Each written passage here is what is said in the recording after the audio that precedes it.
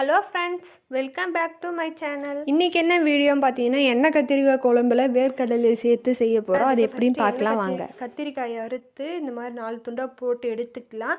Next வந்து பார்த்திங்கன்னா ஒரு மிக்ஸி ஜாரில் வந்து தேங்காய் அரை மூடியோட தேங்காய் வந்து கட் பண்ணி வச்சுருக்கேன். நெக்ஸ்ட்டு 3 தக்காளி போட்டிருக்கேன்.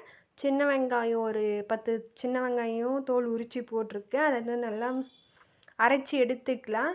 அரைச்சி எடுத்து பார்த்திங்கன்னா எண்ணெய் அந்த கத்திரிக்காயில் அந்த மசாலா நல்லா கோட் பண்ணி மசாலாலாம் உள்ளே வச்சு ரெடி பண்ணிக்கலாம்.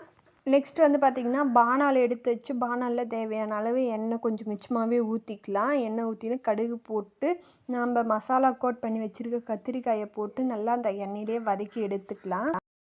எண்ணெயில் வதங்கினதுக்கப்புறம் மீதி இருக்க மசாலாவும் ஊற்றிக்கினா மீதி இருக்கிற மசாலா ஊற்றிட்டு தேவையான அளவு மிளகாய்த்தூள் போட்டுக்கலாம். நான் வந்து 2.5 ஸ்பூன் போட்டிருக்கேன்.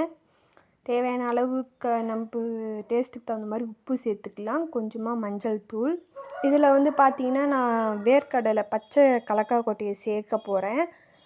பச்சை வேர்க்கடலையே உரித்து வச்சுருக்கேன். அந்த வேர்க்கடலையும் சேர்த்துக்கலாம். இப்போ வந்து அந்த வேர்க்கடலை கத்திரிக்காய் எல்லாம் நல்லா கொச்சி வேர்க்கடலை வெந்து வர வரையும் கொதிக்க விடலாம்.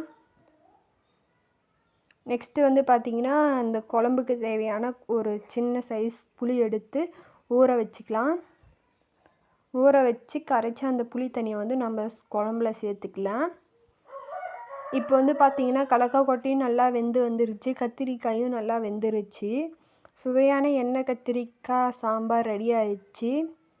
இந்த சாம்பார் வந்து பார்த்திங்கன்னா டக்குன்னு செஞ்சிடலாம். நீங்களும் உங்கள் வீட்டில் ட்ரை பண்ணி பாருங்கள். என்னோடய சேனல் பிடிச்சிருந்தால் லைக், ஷேர், கமெண்ட் பண்ணுங்கள்.